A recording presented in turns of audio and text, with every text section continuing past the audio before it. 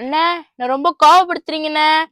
இதெல்லாம் நல்லா இல்லண்ணே, எனக்கு ரொம்ப டென்ஷன் ஆகுதுண்ணே. என்னடா கோவப்படுத்துற? பக்கத்து வேலை பையன் போறா வந்து 1 மாசம் தான் ஆகுது. எல்லா வேலையும் தெரிஞ்சு வச்சுக்கிறான். உனக்கு ஒரு வேலை கூட தெரியல, கோவப்படுத்துறாங்கிற? அண்ணே எனக்கு கோவம் வருது. அவனோட என்ன கம்பல் பண்ணி பேசாதீங்க. அவனோட கம்பல் பண்ணியாவது உனக்கு அறிவு வருதுன்னு பார்த்தேன்டா. அப்பயும் உனக்கு வரலடா. உன்னோட சின்ன பையன்டா அவன். அவன் சிஸ்டத்தை உட்காந்து பில்லு போடுறான், டெலிவரி கொடுக்குறான். பத்தாவதுக்கு எங்கெங்க ஓடுனாலும் ஓடுறான், ஒடியாடுறான். நீ என்ன பண்ற? மண்ணு விட்டு மாதிரி அப்படியே உட்காந்துடா. அந்த கடையில வேலை பாக்குற பையனோட என்ன கம்பல் பண்ணி பேசுறீங்களே, அந்த கடை ஓனரோட உங்களை கம்பல் பண்ணி பேசவா? பேசுறா பேசு. என்ன கம்பல் பண்ணி பேச போற அந்த ஓனரோட? நான் உனக்கு என்ன குறை வச்சேன்?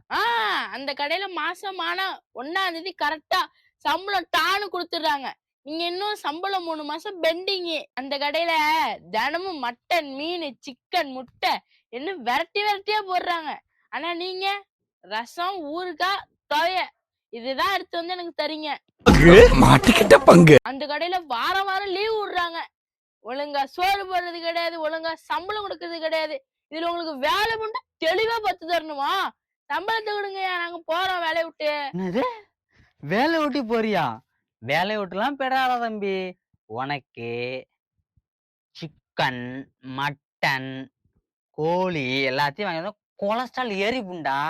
வேலையும் பார்க்க மாட்டோம், ஒண்ணும் பார்க்க மாட்டோம். அதனால ரசம், துவையல், சாப்பாடு அதுதான் உனக்கு நல்லா இருக்கும். அப்ப வரா தம்பி, நல்லா இருப்படா தம்பி.